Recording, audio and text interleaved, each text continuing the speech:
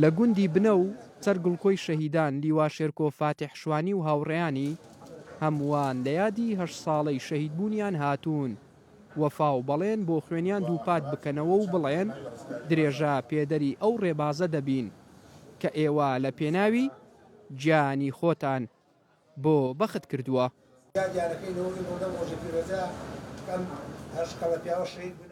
قارەمانێتی شەهید لیوا شێرکۆ و هاوڕێیانی بۆتە داستانێک لە هزری تاکی کورد بۆ هەمیشە دەمێنێتەوە. ئێستاش کە سوکاریان شانازی بەو دەستکەوتانە دەکەن کە لە سایەی خوێنی ڕۆڵەکانیان بەدی هاتووە. بە هەمیشە و دایم دڵی لای پێشمەرگە بوو، یعنی ئەو کاتانەی کە لە ماڵیشەوە بوو دڵی لای پێشمەرگەکانی بوو. پێشمەرگەکانی لە مناڵەکانی خۆی خۆشتر ئەویست. ئەوت من ئەوانە دایمەن لەگەڵمان مناڵەکان ئەو کات گەنجتر بوون مناڵتر بوون، بەڵام ئەوت من پێشمەرگەکان نزیکترێن لێم. دڵی خەڵکا زیندووە.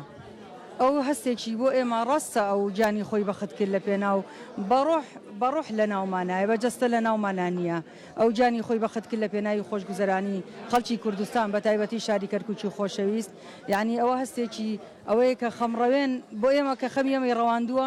ئەو هەستەیە کە خەڵک ئەوە نەپەرۆشی شەید شێرکۆیە و بۆ چرکە ساتێک شەید شێرکۆیان لە یاد نەچووە و برای شەیدکاوە کە بەدەستی تیرۆریستانی داعش هەر لەو شەوەدا لەگەڵ شەیدی فەرماندەدا بە برینداری کەوتە دەست تیرۆریستانی داعش و بە دەرەندانەترین شێوە شەید کرا و ئەمڕۆ هاتنەتە سەرمەزاری ئەو شەیدانی کە خوێنی خۆیان کردا قەلغان بۆ پاراستنی کەرکووکی قودسی کوردستان و لێرەوە بە خێراتنی ئەو خەڵکاکەین کاتەوە سەرمەزاری شەیدەکانمان و 8 ساڵ تێپەر دەی بەسەر شەیدانەی بران هەتاکو ئێستاکە جەنازە نیە بێسەر و شوێنە داواکارم دادەچوونێ بکەم بۆمان بۆ شەیدانە وەک کەچکاری شەیدان ئێمە لەسەر ڕێبازەکەی یەکێ نیشتمانی کوردستان بەردەوام بین. شەید نەشات کە لەگەڵ کاک شێرکۆ شەید بووە لە ڕۆژێکی وەکو ئیمڕۆکە 8مین ساڵێتی پەیامی خۆمان دووبارەکەینەوە بۆ یەکێتی نیشتمانی کوردستان لەسەر ڕێبازەکەیان بەردەوام ببین، خەبات و تێکۆشانەکەین تا ئەگەی مەش ئەگەین ئەوان ئەگەین ئاوات چۆن گەشتە ئاواتی خۆیان ئاواتی ئەوان شەید بوون بوو گەشتە ئەو ڕۆژەی خۆیان.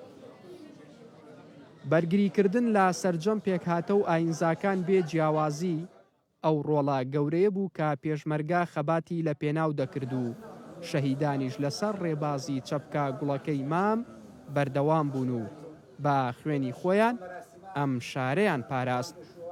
کاک شێرکۆیەکێ بۆ لە فەرماندە کادیر سەرکردەکانی یەکێتی نیشتمانی کوردستان دەق ئەتوانە بڵێم کاک شێرکۆ هەڵگری پەیامەکەی مام جەلال بوو لە کەرکووکە ئاشتی تەبایی پێکەوە ژیان.